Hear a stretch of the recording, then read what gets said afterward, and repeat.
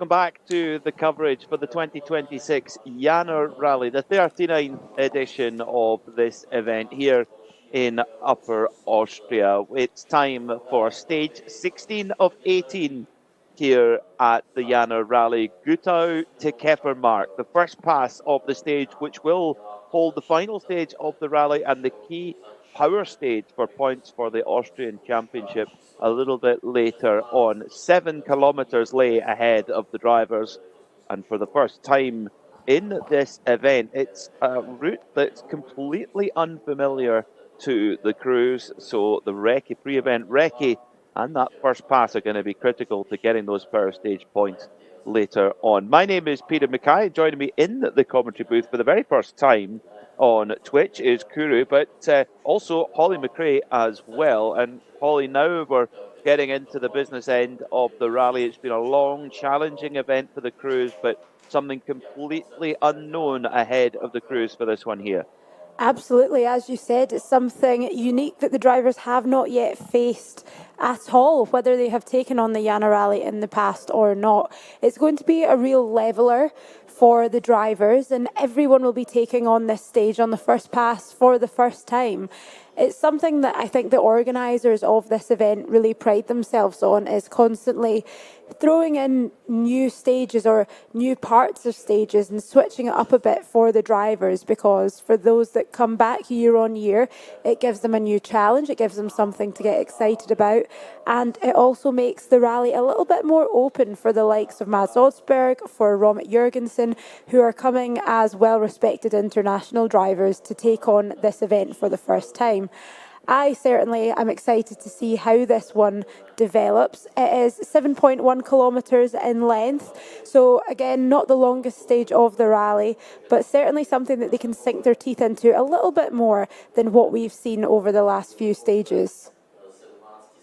So Simon Wagner then leading the way by 1 minute and 15.1 seconds over Michael Lengauer after a puncture earlier on in the first stage of today. Mads Odsberg has had a superb day out there with several stage wins out on this sunny Sunday here in Upper Austria, and he's managed to get himself ahead of Hermann Neubauer and up on to the podium positions. A great charge from Mads and his co-driver Sergio Itu. 3 stage wins on the bounce coming into this one, and I think you're absolutely right, Hollie. That the fact that nobody in the rally has seen the stage in this configuration, they're going to be all on more of a level playing field, which is definitely going to play into the hands of Mads Odsberg and indeed Robert Jurgensen.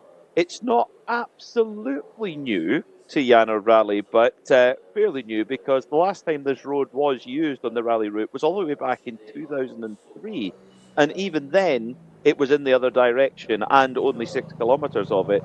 The last time it was even run in this direction was back in 1986 and only 2.25 kilometres. But I would think, Kuru, that the crews won't be able to find any onboard footage from that particular event.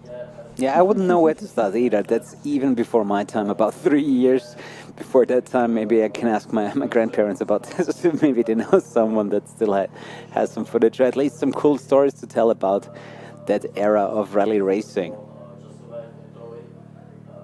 Yeah, the onboard cameras are very much a relatively newer thing, so they're all going in trying to adjust their pace notes here. Petr Kaczmarek Jr. is on the start line at the moment. Start line around 600 metres above sea level, and does drop through the stage. It drops down to a low of around 450 metres below sea level.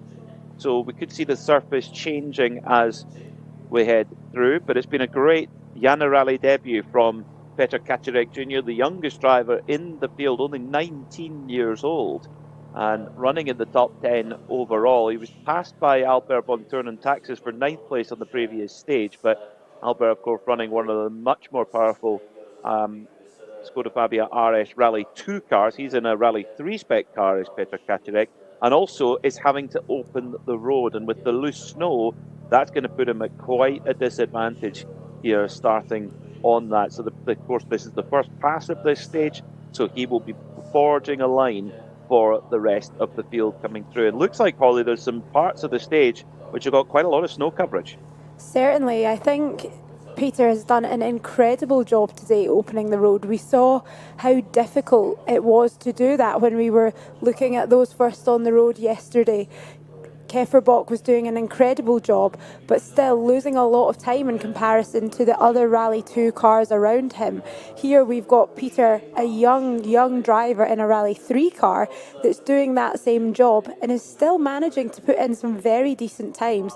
You mentioned him losing a position to Von Turn and Taxis just before the break just there, but that in itself is even very impressive. That's a Rally 2 car overtaking a Rally 3. We expect to see that on the stages, and I think what he's doing so far today has been brilliant. There should be a lot of eyes on this young driver at the start of this season, and it will be exciting to see what he goes on to do as the season progresses. But yeah, as you said, looking at the stage right now, there is a decent amount of snow covering.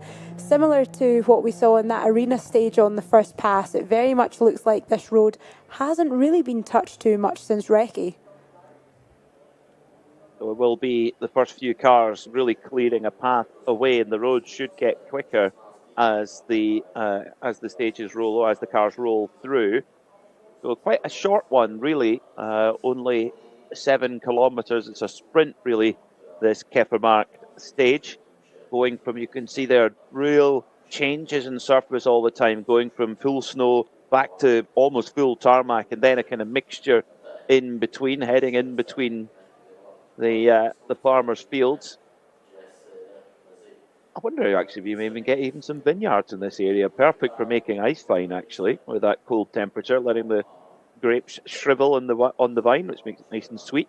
But I digress. That's I do like an Austrian ice wine. Now on to a little bit more loose snow again, a little bit looser, difficult to get traction, slipping and sliding around. And Peter Kaczmarek handling it beautifully. He's got Andre Kratcha alongside him, reading the pace notes. A super experienced, one of the very best co-drivers in the Czech Republic. It's been a difficult day for Maximilian Lichtenegger. Unfortunately picked up a minute penalty earlier on. Not exactly sure why. May well be maybe a check-in early, perhaps. That's normally where you get a minute penalty for things like that. But so that kind of dropped him out of the position he was in the top 10. But stage time-wise, still doing a good job. But that minute penalty has really cost him. This is another young driver that I think needs to be applauded after his performance on this rally so far. As you say, penalties are something that come across drivers quite often, and sometimes it's even out with their control. But despite the penalty, he's put in some amazing performances on the stage, namely SS8 yesterday, Liebenau. He finished third quickest overall, and that is such an achievement in this car at his age. It'll be interesting again to watch what he goes on to do for the rest of the season, because at 21 years old, he's competed in only 15 rallies up until now, and this is his first ever Jännerrallye, and he's certainly given it a good crack. That he has, yeah, doing an amazing job. I mean, got on the podium on his debut in the ERC Junior Championship on its toughest event, on the Barham Rally a couple of years ago. So yeah, we look forward to seeing him back again on the stages at the international level. So these Rally 3 cars at the front of the field here, still four-wheel drive, which is really useful for these conditions, but quite a bit less power than the Rally 2 cars we'll see in a short moment or two. They run about 220 horsepower, thereabouts, whereas the Rally 2 car are about 80 horsepower more than that. But normally, we see the Rally 3 cars at quite a disadvantage with the actual contact patch of a tyre. So on tarmac or on gravel, you don't have quite the same footprint of rubber. But here in the Jännerrallye, we use these tiny little skinny 15-inch tyres called tackies. They're 228 studs of 2 millimeters each. And therefore, because the Rally 2s have to run on the same tyre, they don't have that same tyre advantage over the Rally 3s that they normally do. So we've seen some really good performances from the Rally 3s, particularly yesterday when they ran further down the road order when the road had been swept ahead of them. So the first of our Rally 2s coming through now, it's the Garage 55 machine, the Toyota GR Yaris Rally 2 of Philip Kreisel, who sits in 8th position at the moment and has set some good stage time today. He was 5th quickest on stage 12 and running that quite unique sounding Toyota GR Yaris 3-cylinder engine, but around 300 horsepower from that machine, and a double WRC2 winning machine already in just 2 seasons. Many drivers believing that's the package to have at the moment. Many would argue, of course. But next up we have Martin Rossgatterer, 7th overall in this Renault Clio Rally 3. You can see him doing some warm-ups there, both of his hands, his wrist, and sort of focusing his eyes as well with that little tactic. It's nice to see how the different drivers prep themselves before a stage. You see Thierry Neuville doing that an awful lot when he moves his finger around and gets his eyes to try and follow it along, getting ready for action. A little bit battle-scarred, this machine for Martin Rossgatterer. But he's had a great event. 7th last year in the Rally 3 car and in place for a similar finish this year if he can get through the next few stages safely and indeed win the Rally 3 category.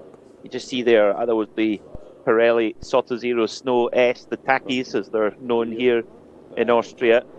Very, very narrow tyre, but those little spikes give the grip. There you go, off the line he goes and into the stage. First stage time coming through, it's a 5 minute 48 for Petr Kacirek, and it's 73.3 average speed in kilometers per hour. You saw the shine on that right-hander there as Martin came up to take that corner. You wonder at that point, is it ice? Is it more of a meltwater that's lying there of the snow that has slowly been melting away throughout the day? I suppose the drivers can never be too sure, so especially on this first pass, they'll maybe take it a little bit more cautiously. Yeah, I think they will, particularly as we go into the latter stages of the rally. The gaps widen out sometimes, and the crews, if they've got a gap behind them or a big gap in front of them, you might take a little bit more of a cautious approach. But car moving around a lot on the loose snow, still there'll be a chance for a little bit of a line to be cleared. And of course the little studs on the tyres of course dig in and create a line effectively, and the more cars that go through, the better. And the thing is as well, Hollie, they, unlike in WRC, for example, where the Rally 1 cars have a different tyre width and track than the Rally 2s, and indeed again for the Rally 3s and the juniors, it means that because everybody's on the same tyres, they can basically, a Rally 3 car can go through a very similar track to a Rally 2. Yes, certainly. The line for all of the drivers on this event will be very, very similar. And I think that does mean that very quickly you begin to see that line forming. Perhaps the drivers maybe 5th, 6th on the road are seeing a more clear line earlier than they would if they were operating on, say, a gravel rally instead. Slightly more covered areas, then it goes to more of a snow cover for Martin Rossgatterer. A little bit wide there, scrabbling for grip. And like you say, Hollie, is it ice? Is it meltwater? Then onto what looks like more pure tarmac, but the car's still actually moving around now, completely dry tarmac, which the Takis, they are pretty resistant, but there is a limit of what they can do. They're not designed to drive on dry tarmac, and that is exactly what Martin Rossgatterer is having to do now. I imagine you'll even be able to hear the sound of them at the roadside, of those tiny little 2mm studs, all 228 of them rubbing against that surface. You'll almost be looking to get back on to a little bit more of a snowy surface now. Quite a big section there on dry tarmac, and then back onto the ice where the Takis now play their part and dig into that ice base and clear the snow away. What an incredible stage. This is fascinating to watch, this one. I love being able to sit and watch some more onboard footage discovering a stage for the first time, and this one appears to have a little bit of everything to it. This is going to be a real challenge, particularly when we return here for the last stage of the day. Yeah, you'd have to think, Kuru, that as we progress to later on in the day. I mean, the next pass is at 3:05, so heading into the later afternoon. But with all the cars through, the amount of more exposed areas and more tarmac areas might shine through potentially in the next few hours. Yeah, do you expect the track to get fast on the second pass through? At the same time, yesterday you heard the drivers talk about some of the snow being just blown onto the track by the wind. So we're not expecting any snowfall soon, but that still might happen. And surprise them in certain sections of, a sudden loss of grip. The Jännerrallye Challenge as Robert Jürgensen launches off in his Ford Fiesta Rally 2, a new for 2026 specification machine. M Sport have been working hard over the winter time, over the off season, to improve the Ford Fiesta Rally 2 package, which is a package everyone knows. And Romet running out of grip there, running very, very wide, but gathers it up just about. But yeah, they've made improvements to the engine to try and get more low-down torque, more grunt in the lower revs, but also improvements to the suspension as well. Idea being trying to get more confidence in the front end of the car, which should help drivers of all abilities to get the best out of the package. So M Sport's still developing away, 9 years on with this package, but of course on a roll with 2 wins in the European Rally Championship at the end of the season last year.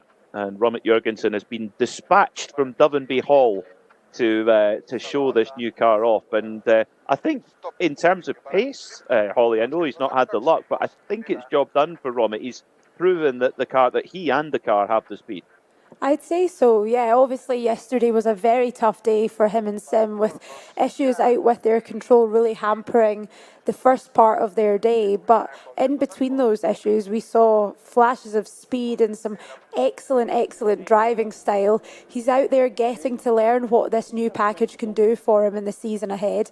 He's out here experiencing Jännerrallye for the first time. So for him, it is just learning. It's getting to know what the car can do, how he's feeling settled in ahead of his full season attack, which will begin very, very shortly in Monte Carlo. Ross Gatterer completes the stage then, heading towards the stop line. Hopefully we'll be able to get a little word from some of our drivers if connection allows. Always a big logistical effort to get the onboard kits out there, get the cameras at the stage side, and get everything all talking to mission control back here in Freistadt in the service park. But a fantastic effort from all of the team here as Mads also has a little bit of a slippy sideways moment. Not a great deal of grip on that corner, Kuru. Yeah, they're definitely starting to lose grip on certain parts of the track. Fun to mention, the car earlier mentioned that they might have gotten a puncture on the rear left tire. So let's see how this is going to develop for the rest of the field. But you can see overall a pretty good performance from all the cars, but there are a few spots that start to become more tricky. Yeah, only 7 kilometers in length, but plenty of surprises, plenty of changes of surface here in this Keffermark stage. So Philip Kreisel, fastest through so far with a 5 minute 38.5, 2.7 seconds ahead of Martin Lichtenegger. Max Lichtenegger, a great time for him, quicker than Martin Rossgatterer, really good time from Maximilian. He goes second quickest, and Petr Kaczmarek 10 seconds off the quickest time, trying to solidify his position in the top 10. Fantastic stuff from those Rally 3 cars as Mads Osberg driving through the snow in a Citroen C3 sled here. Absolutely glorious conditions to go rallying. I couldn't really think of a better way to spend a Sunday afternoon. A better way to spend the first weekend of the entire year.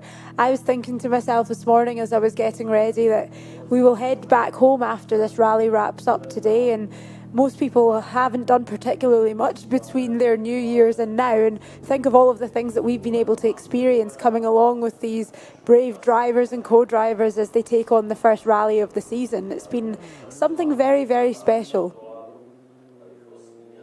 We're getting word that Martin Rossgatterer may well have had or thought he was about to get a rear life puncture, which he's normally been the fastest Rally 3 car throughout the whole event, and he isn't on this stage, so potentially that might be a reason as Hermann Neuber heads into the stage in his Toyota Yaris, fighting for a position on the podium. He knows what it feels like to win this event, but he's desperate to get a podium. And if he could do so by beating Mads Osberg, former WRC rally winner, that would be a heck of a boast for the very experienced Austrian driver.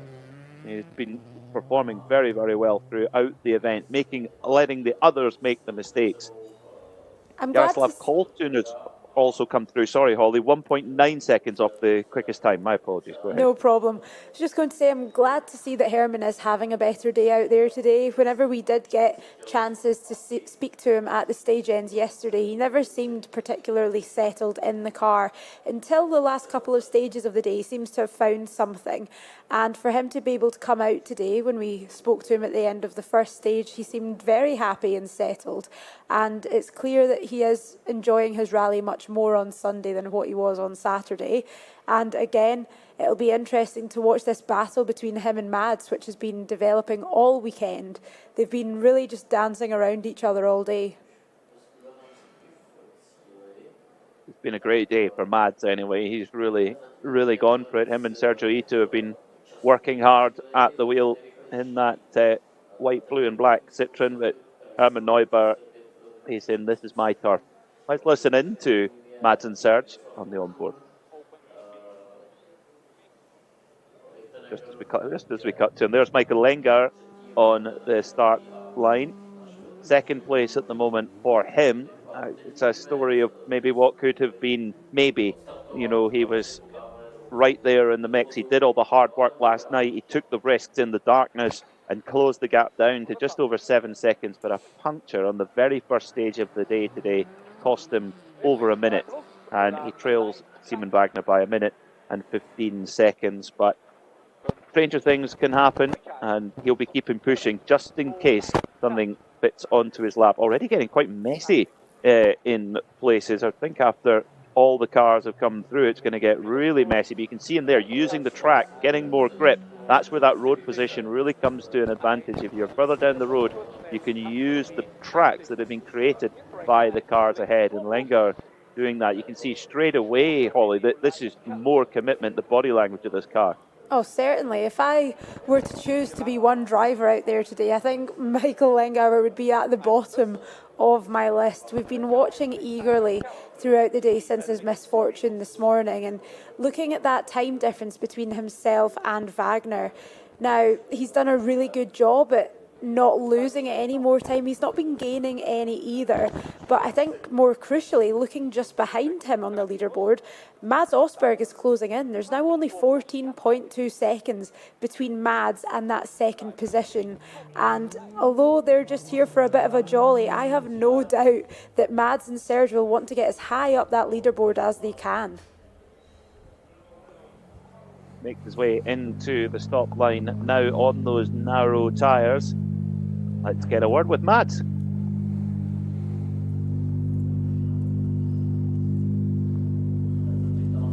Mads Osberg, how are you feeling? 2 tracks to go. Yeah, we feel good.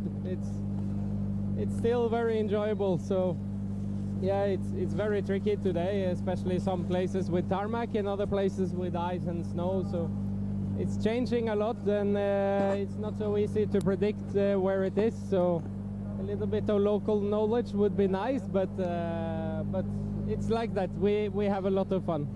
You're smiling, seems like you're having a lot of fun. So despite of enjoying it, what's your goals for the last 2? We will continue like we do now, try to enjoy and have fun. That's the key point.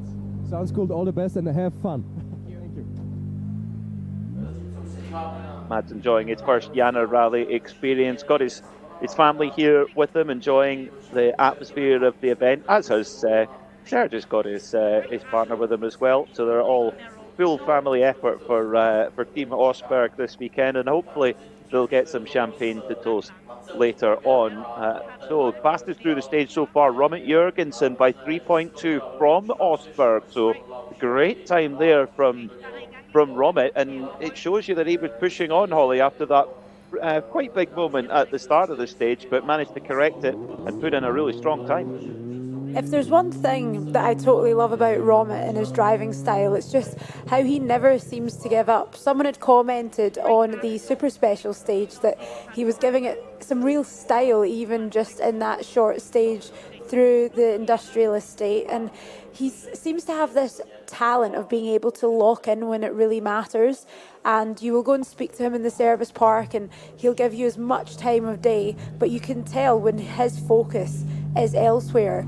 And I feel like that's him today. He's woken up and he's thought, okay, I need to put yesterday behind me and really go for it.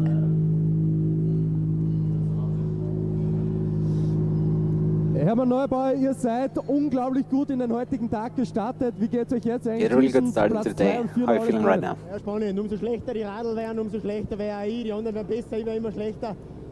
The problem is the tires are degrading and so are my times. Da kann ich mich nicht so recht einstellen drauf, aber ansonsten muss ich sagen, I have a hard time adjusting. Spaß für mich, ganz ehrlich, ob ich Zweiter, Dritter, Vierter wäre. Zweiter ist sowieso unrealistisch. Und von dem Hoping for third or fourth place finisher. Und sehen, was passiert. Es ist für die Zuschauer, glaube ich, ein absolutes Traumtag. Die Sonne scheint, Schnee auf der Piste. Könnt ihr es auch ein bisschen genießen bei all dem Stress? Ah ja, auf jeden Fall. Also natürlich genau wegen dem machen wir das. Jännerrallye bei dem Wetter und die Bedingungen ist mega Enjoying the geil. weather, enjoying the Ja, conditions. was will man mehr? It's just nice for us as it is for the viewers. So Neubauer there, 2 seconds off the pace of Osberg, third quickest through the stage. So that means now that Mads Osberg holds on to his position on the podium ahead of Neubauer by 4.9 seconds. Interesting comment, Kuru, about the tyre there. So maybe the little studs on those tyres now starting to get a bit past their best. Yeah, or we have too much of the tarmac coming through, which also leads to a lack of grip, especially in the corners. Yeah, you'd assume that this stage is not a good one on tyres that are already beginning to degrade. That tarmac is not going to be friendly to the little studs sticking out of the tackies. It's going to make the tyre wear worse for sure. It's an excellent point. There's definitely more tarmac coming through. To the end of the stage comes Michael Langauer. So even for a local expert like him, this stage will be new in competitive conditions. Get a word and see what he thinks after that first run through Keppermark. Michi Langauer, servus. Gestern Abend überragend, heute in der Früh viel Pech mit dem Yesterday amazing, today not that good. How's it going? Ungut, wir müssen ziemlich pushen. We have to push really hard. Hat uns eigentlich in eine Situation gebracht, Damaged tire brought us into a bad situation. Dass wir zweiten Platz werden können. Now we're really trying to get second place still. Dass der Auto fahren kann, das wissen wir alle. Der hat we know that Simon can drive really well. Ja, wir versuchen natürlich, dass wir dagegen gehen und ich bin gespannt, ob wir es schaffen. We're trying to catch up to him, but for now, trying to stay second place. Das ist jetzt überhaupt kein Plan. Nein, verhalten geht sich einfach jetzt nicht mehr aus. Viel Spaß, vor allem jetzt nochmal genießen und alles Gute für die letzten beiden. Lots of fun and good luck. I don't know whether I was hallucinating there, but as we saw the shot approaching the stop line, I swear there's a big banner with a Michael Langauer name and logo to the right-hand side. We're going to have to look to see if someone's either put in a lot of support for Michael or if he's got a little bit of marketing going on that stage. He is a local. He is a real local here in this part of the world. So yeah, wouldn't be a surprise to see friends and family out there cheering him on as rally leader Simon Wagner coming through this bone dry tarmac session, then through a little bit of damp and still on the tarmac as well. And that is going to be working those little studs hard, but they do need them, of course, on the icy and snowy section. So typical Jännerrallye, always got to look after the tyre, have the right tyre at the right time. You do need the tackies here. You see right onto that snow, trying to get the car to bite, trying to get it to stop. Is it going to stop? Yeah, no problem at all. A little tweak of the handbrake and off he goes again. But really a tiptoe effort. Heads up towards the finish line now. Simon Wagner with a good lead behind him now. We should say Michael Langauer was quicker than Osberg on that stage by 2.1. So increases his advantage in second to up to 16.3. But for Wagner, rally leader, he's got to be feeling good right now, surely. Simon Wagner, Mission, erster Jännerrallye-Titel, läuft, oder? Mission first title is going on well, right? Was ist jetzt der Plan? Der Vorsprung so ist verhältnismäßig komfortabel. Kann man da schon ein bisschen Tempo rausnehmen und Risiko minimieren oder keine gute Idee? Can you reduce the risk for the last two stages? Unseren Speed ein bisschen zu fahren. ohne große Fehler und ohne Risiko. Yeah, we're gonna try to Schauen keep wir, our ob wir pace Das Ziel ist in decent Griffweite. Alles Gute dafür. and play it safe. Best of luck. So Simon Wagner through then, fourth quickest, 5 seconds off the quickest time at the moment, 1.8 behind Osberg. So it's another stage win for Romet Jurgensen amongst the Rally 2 runners. A fantastic run from Romet in that number 2 Ford Fiesta, confirming then the times in the overall standing. Simon Wagner leads by 1 minute and 11.2 seconds with just 2 stages remaining of the 2026 Jännerrallye. Mads Osberg strengthens his hold on the podium position and now holds an advantage over Hermann Neubauer of 4.9 seconds. Romet Jurgensen sits fifth overall with Jaroslav Koltun in 6th. Martin Roskatter in that Rally 3 Renault Clio, an amazing job from him. He needs to get it home from there and he'll get a great overall result. Philip Kreisel in 8th in his Toyota GR Yaris Rally 2. So the next stage coming up will be stage number 17, where we go back to the Freistadt Super Special, but we continue coverage here at the Gutauer to Kepper Market test, and we get to see Martin Laszlo, Hollie, who was running reasonably well yesterday, but a double puncture kicked him out. Yeah, what a treat it is to see him back on the coverage. I saw him very briefly around the service park this morning and glad to see him out and still getting to enjoy what remains of his Jännerrallye experience. Yesterday was just so unfortunate for them, experiencing a double puncture, which effectively meant that they could not continue for the rest of the rally. For them, I suppose that totally changes your approach to the event. They're now just going out there for experience, for enjoyment, enjoying spending time in the car. And it'll be interesting to get to see how he's doing on this stage. We've missed him on the coverage today. That we have. We've just seen Albert von Thurn and Taxis come to the end of the stage. 7th quickest through there. Only 12.4 of Jurgensen. That's a superb job from Albert. That brings him up to 9th position overall at the moment. And already the road's starting to get cleaner on the line and a line starting to appear for the drivers to follow, which should give them a bit more grip. And we're seeing good stage times from the drivers running a little bit further down the road. The question is, Kuru, what is this stage going to look like in, well, what are we now? We're now just coming up for 1:47 local time. We're about an hour and 20 minutes before the first cars come into this stage. But with so many cars coming through, surely the stage has got to evolve a lot. Absolutely, and the sun is also taking a big part in this too. It doesn't look like, looking at the weather forecast, that the sun is gonna go down or behind some clouds anytime soon. So you're gonna have the sun heating up the track as well, you know, melting a few bits off the track here and there, cleaning it up, and yeah, we will see how that will affect the stage. I would say it's gonna get even faster. First stages, the first cars from this stage have already made their way over to Freistadt to start the Super Special, which will start in just under 7 minutes' time. The first car going into the Freistadt Super Special, where we go around the town and then through a warehouse, a little donut in the warehouse, and then back out again, and then repeat. So 2 laps of the Freistadt Super Special, which we saw earlier, Hollie. Sometimes Super Specials, it's more of a case of a formality of getting through. It's more for the show, but it was a proper challenge and caught more than one driver out.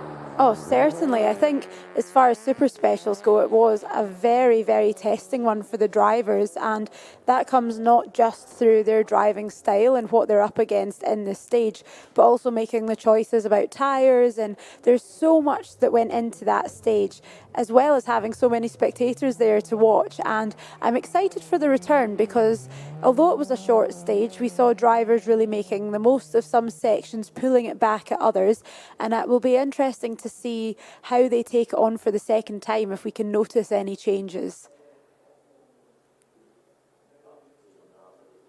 Have some lessons to learn from the tyre choice, possibly, and they've got the opportunity to do a quick service in Freistadt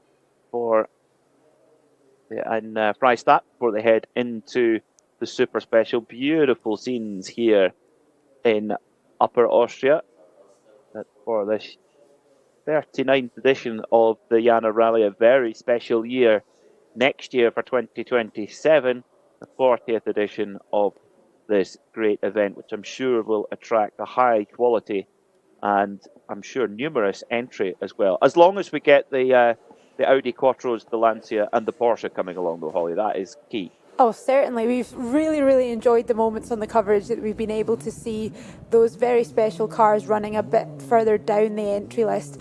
And so have the viewers on YouTube. We've got lots of love for the Quattros going on in the comments at the minute. Someone saying that is the primary reason that they tune into the coverage. And do you know what? We can't be mad about it. The cars themselves are really special. It's rare to see a lot of them out on the stages anymore. So to get an entry list where there's a few is a real treat. It's hard not to love the Quattros. You're right. As Simon Seberl comes through in the Suzuki Swift ZMX, which is effectively a prototype machine, sits on a Riger chassis with a standard Suzuki Swift body on top, but it's a proper piece of kit. This around half the price of a Rally 2 car to run, but runs a 6-speed sequential box, over 300 horsepower, runs to open-end regulations, and as you can see, capable of some big slides out there as well.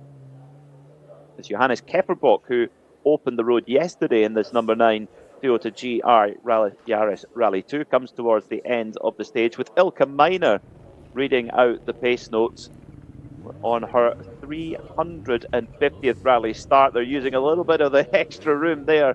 Now, those don't look like Takis to me. He might have opted for the winter tyre option.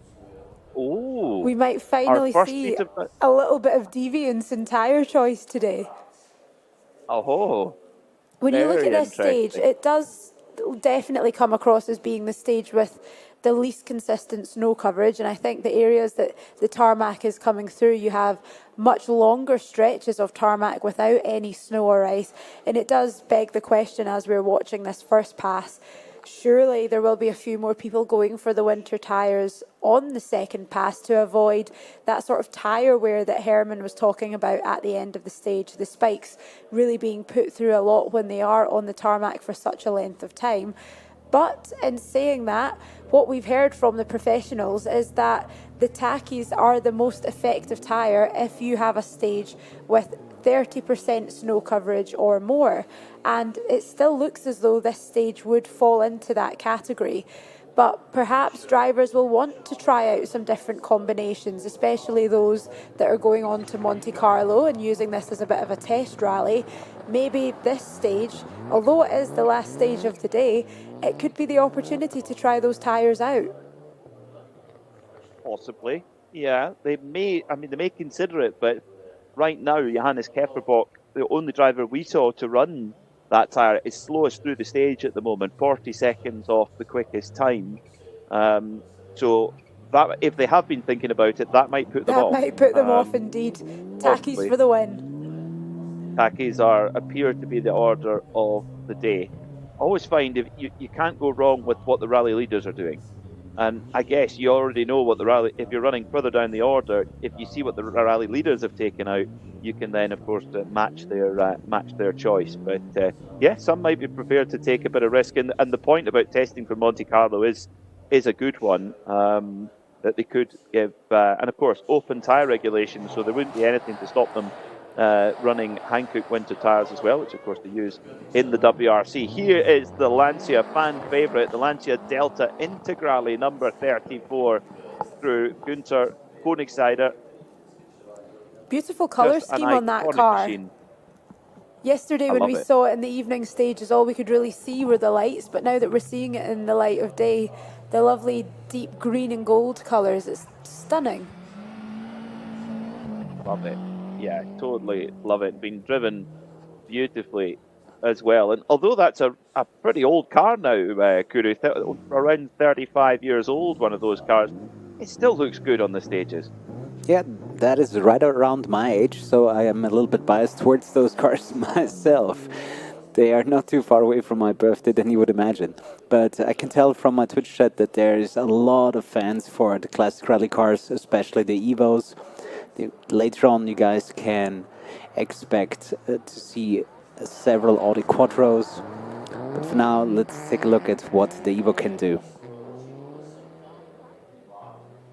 Yeah, I always found when I was growing up, you were either a Subaru guy or you were an Evo guy. The two never really did cross. I was always a Subaru guy, for several reasons. But the Evos are, the older I get, the more I appreciate the Evo.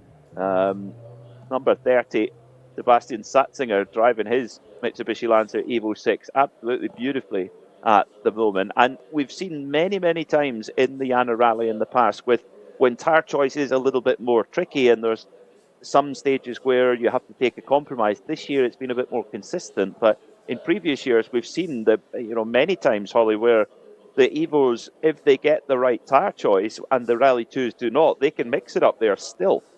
Absolutely. It just comes down to that different package. We've spoken a lot about the differences between the Rally 2 and Rally 3 cars. You look at these cars that are now running at this point on the stage, it's a totally different ball game here. And some of these cars are built more so for conditions like we're seeing. They're driven by drivers that have most likely grown up in the region, know the roads a bit better, know the conditions. And you need to remember, a lot of the people that are out in these cars are out for a really, really good time. So they're going to be giving it their absolute all. Yeah, slipping and sliding around, and of course fighting in their own categories as well. At the end of the stage comes one of our Suzuki Swift ZMX, which those prototype cars, a lot of them use the powertrains from Mitsubishi Evo. They use the running gear from a Mitsubishi Evo and then put a different body on top as well. So real variety here in the Jännerrallye. Coverage coming up very, very soon of the next stage, the Freistadt Super Special. Normally you think, oh, Super Special, do we want to tune in? This one you definitely do. At 1:55 local time, we'll be back on air very soon. Join us then.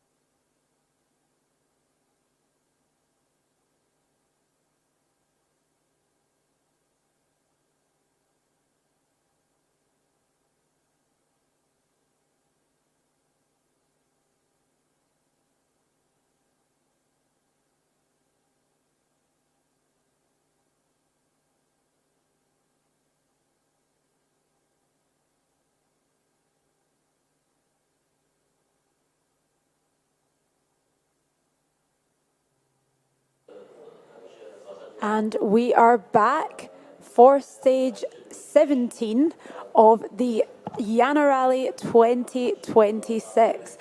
A very short break between our last stage and this one here, but I'm glad to say that we are back and we are heading back to the Wimberger Super Special here in Freistadt. Now, this was a very interesting stage the first time around. We saw a couple moments from drivers a little bit further down the leaderboard, and the main topic of conversation was tyre choice. Before we get into the second running of this stage, let's have a little refresh of our leaderboard. It is still Simon Wagner that leads the way in this 39th edition of the Jännerrallye. Second position currently is held by Michael Lengauer, who is 1 minute, 11 and point. Oh my goodness, let's try that again. 1 minute, 11 seconds at point 2 behind Wagner. Following him, we then have Mads Osberg in second position by just 16.3 seconds, followed by Herman Neuauer and Robert Jurgensen. Here we are on board with Martin Rossgatterer as he heads in to the hall for the first time. This is the Wimberger Super Special stage, and this little section here goes right through one of their company warehouses, something extremely unique for this event and something that we will be looking forward to commentate on for the next little while. I am once again joined by Kuru, who is streaming live on Twitch for the very first time on this event, and of course Peter McRae, who has been talking us through the majority of the action for this event. Peter, this stage saw quite some drama on the first pass. Coming to it for the second pass, not too long since the first, but already we can see that the stage looks quite different to how it did this morning. It did. I mean, sometimes when you think super special stage, yes, some of them can be interesting, some of them not so much. This one is one of the most interesting I've ever seen, and mainly because of the trickiness of the conditions, the changing of the surface. We've got dry tarmac, wet tarmac, ice and snow, and we go inside all at once. And then you throw into the mix the fact that you cannot use studded tyres in this stage. It is against the regulations because the cars are going into underneath into the warehouse, and we don't want to damage the floor. Also, I don't know if it would be the ideal tyre choice anyway. So we saw in the first pass, we were a little bit confused because there was tyres on which they weren't tackies, but they weren't tarmac tyres either. We're thinking, what was that all about? And we saw some cars struggling. For example, Simon Wagner, what looked like a sort of certainly tarmac or mixed condition tyre anyway, that wasn't really working for him, and others were. And of course, you had then went to the service park to find out what it was all about, and it all became clear. Absolutely. We've had a couple of questions coming in on the YouTube chat about the tyre choices from the first pass of this stage as well, which we will get into very shortly. But before we do, a little moment for those who have completed the stage already without onboard cameras. As it stands at the minute, we have Philip Kreisel, who is leading the way with a time of 3 minutes 50.9. We then have Max Lichtenegger in his Clio Rally 3, currently in second position. That's 7 seconds, 0.1 behind Philip's fastest time at the moment. And then we have Peter Kaczmarek, third to complete the stage. He is just 0.7 of a second behind Max's time. And of course, we are on board just now with our third Rally 3 car that is battling it out at the top of the rally as well. Had a brilliant day today and is still just showing what that machine can do. Kuru, coming to you, if you were taking on this stage, knowing what we know now from the first pass, what would your approach to it be? Because it's a really, really specialist one. Yeah, I would definitely try to get my hands on some tires with a little bit more tread on them. So they were also, street legal winter tires basically, but even then, opting for one that has a little bit more tread on it, a little bit more grip, whenever there is one of the more icy parts on the tracks, I think that would be my go-to tire. Let's talk a little bit about tyres then, because it has been the talk of this stage. Basically, what we saw from a lot of our top drivers on the first pass of this stage was them opting to use street legal road winter tyres, rather than rally-specific tyres. Now, there could be a number of reasons for this. Obviously, we're not allowed to use spiked tyres because we're heading indoors. It also is a real sort of change in surfaces, but I think the main reason will be to get the most out of their tyre package that they can. The regulations allow every crew to use only 18 tyres for the majority of the rally. And of those 18, Romit getting very close to that pillar there. Of those 18 tyres, you can have a maximum of 12 of one kind. So we've done a lot of speaking this weekend about the tacky tyres. They seem to be the tyre of choice. You can only have 12 of those in your package at the start of the rally, which leaves 6 alternatives to use, whether they are winter tyres with or without studs, or tarmac tyres. Now, road tyres fall out with that tyre allocation. So if there's drivers that are looking to stretch out their tyre allocation a bit more, this is the stage that it really makes the most sense to use those road legal sort of traditional street tyres instead. We did question this morning whether that was really necessary at this point in the stage.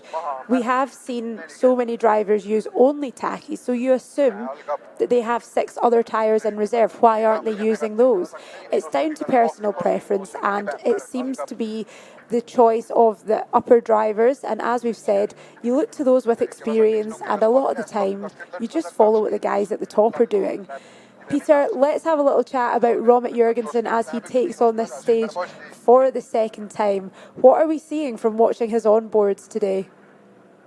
We nearly saw him go off the edge of that little ledge, and that would have been his rally over. Very nearly didn't get the car sorted out. The times are way quicker than the first pass. I mean, Philip Kreisel is fastest through so far. His time is 10 seconds quicker than Osberg, the stage winner, in the first pass had. So the road has got a lot faster, but still the grip is tricky. I wonder if it's with Jurgensen, that moment he had there was because the road-based tyre is now starting to overheat and is not giving him the grip, because a road-based winter tyre, if you drive it on any kind of dry surface, it will gain a lot of heat very, very quickly. So is it because the winter tyre, the road tyre, that's causing an issue, or is it still that the surface is still a bit slippy? That's what we'll find out. But in this section here, going down the hill on snow, you do not want to be on anything other than that winter tyre there. Of course, you can't have any studs on. That's against the rules on this particular stage. But Jurgensen just tiptoeing his way around. We'll see what his stage time is. He's getting towards the end of the stage now, and there's a bridge just at the end of this stage here where the drivers are going to be super, super careful. We believe that Simon Wagner actually clipped the bridge on his way through, so nearly it was his Jännerrallye in strife. There at the yellow board, so nearly at the end now. Final corner, this right-hander, watch for the bridge. Jurgensen getting it slowed down, tiptoeing his way around. Yeah, negotiates it well. A little bit of oversteer as he asked for the power.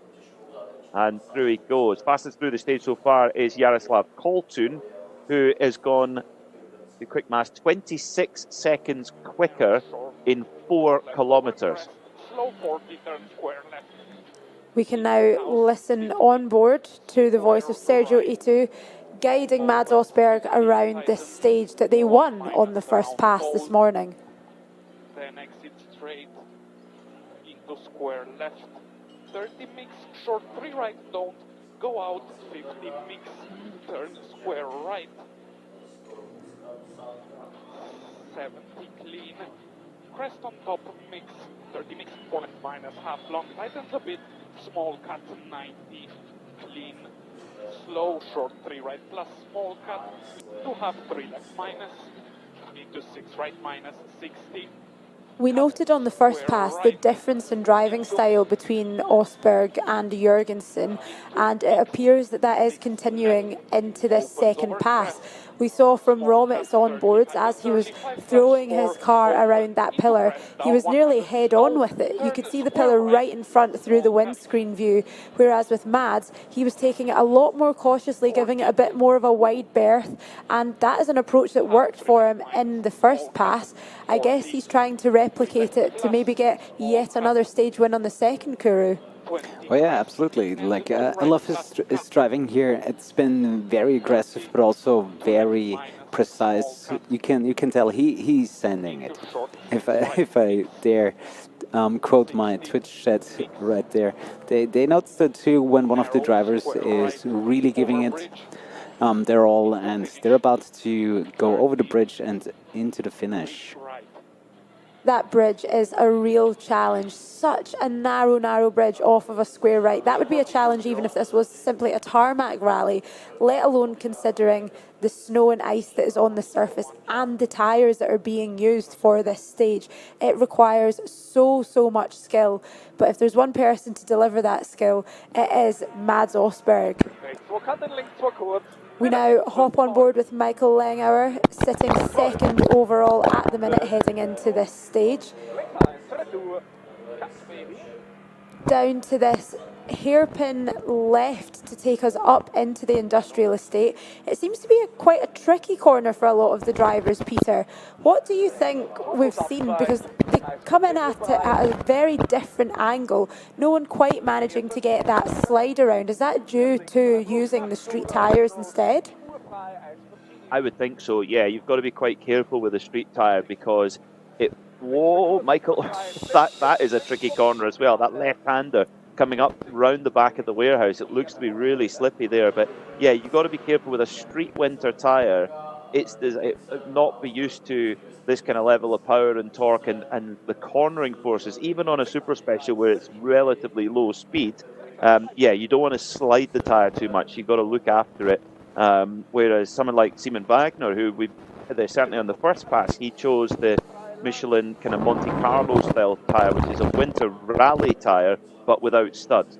So maybe this might actually come back to Simon Wagner in this stage, because there's a lot of parts where you should be able to get some more heat into that tyre and get it to work a little bit better. And those on the road-based tyre are going to be overheating it. So we come down the hill here now. Michael Langauer are really going through the gears, and short ratio gearbox. You'll be up to pretty high speed already, probably approaching well over 130, 140 kph, and then you've got to try and get it slowed down. And Langauer just taking it as tidy as he can there, you see. So trying not to put the heat through that winter tyre, that road-based winter tyre. All of the drivers that you will have seen up until this point have been using the regular winter snow tyres as opposed to any of the rally tyres that they have in their package. That's what they chose on the first pass when they headed out. When I spoke to their teams at the service afterwards, they all did confirm that whatever tyres they'd chosen for the first pass, they would be putting on again for the second. Very neat and tidy from Michael around there. That was a lovely shot. And then coming down to this right-hander that caused us quite a few little moments on the first pass. And as we are sitting on board with Michael at the minute, it will be Simon Wagner getting ready to start the stage. The only one of our top drivers that was using a Michelin rally tyre as opposed to the street tyre. It looked like he struggled quite a bit to find the right grip on the first pass of this stage. Let's watch to see if he improves any on the second. Yeah, slipping and sliding through the warehouse section here, taking a little bit of a cut back to get through that section there. Much better grip than he experienced in the first pass earlier on. And yeah, good on the tarmac sections. He's getting way more performance than those on the road-based tyre. He's got to be a little bit more tentative, of course, over the snow base. But look at that. Look at the way the acceleration of the car goes, and then the braking. When you've got a proper racing tyre, this Michelin Alpine Sport tyre, it really gives the grip. Now it will also come into its own down the hill on tarmac. It's designed for Monte Carlo, so the idea is that to work on both snow, and ice and dry tarmac from time to time. And look, he's able to brake later, take more of a racing line, tweak the handbrake as he wants, and then power up the hill. He's got way more traction here. I would expect Wagner to have a good time through this stage. Speaking of times, let's have a look at the times so far for this stage, and it is very tight. Mads Osberg has posted the quickest time so far, 3 minutes 41.6, and I think the closest margin that we've seen so far in this rally, Romet Jurgensen is just 1/10 of a second behind him. So tight at the top. And then following him, Jaroslav Kultin posting the third quickest time so far, only a further 9/10 of a second behind Romet. We then have Michael Langauer finishing 4th overall so far. Again, 1/10 of a second. It really shows what the drivers have been able to learn from this first pass, and they are really pushing it now that they have returned on the second. Let's listen to Hannah Osterländer. Brake Achtung, Spur, Risiko minus, X flash, exit okay. Exit okay, in links folgen, kommt gerade Spur, in links 5 minus, 30, leicht rechts 50, Achtung, Brake Slip, in Snow, rechts 1 plus X.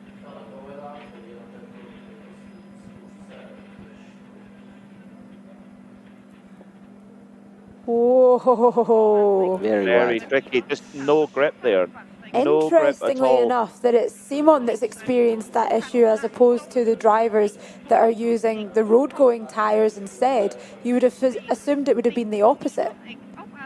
No, definitely not. He's got way more performance on the tarmac parts, but on that, particularly with it being downhill as well, and you could hear him clattering down the gearbox, trying to get the engine braking to slow the car down, like you would, like you're taught how to with a road car in conditions, to use the engine braking rather than touch the brake. But now he goes through Wagner's bridge, negotiates it perfectly this time, but it's a compromise. It's like I said earlier, it's Monte Carlo in miniature this stage, and he was able to, I think, make an advantage on those tarmac stages, that's tarmac sections, but was it enough to overcome the loss that he had on the snow?